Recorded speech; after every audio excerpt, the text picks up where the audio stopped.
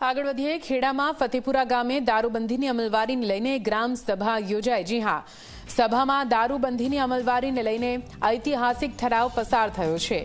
જો કોઈ દારૂ બનાવે કે વેચે તો પંચાયતથી મળતા લાભ બંધ કરી દેવામાં આવશે। દારૂ પીવાથી યુવાનોના મોત થતા વર્ષે 10થી વધુ બહેનો વિધવા બન્યાની નોંધ લેવાઈ। પોલીસ અને મામલતદારને સરપંચ તરફથી લેખિત જાણ કરાઈ છે। ફતેપુરા ગામના આગેવાનો સાથે મળીને સરપંચે પંચનામું કર્યું છે।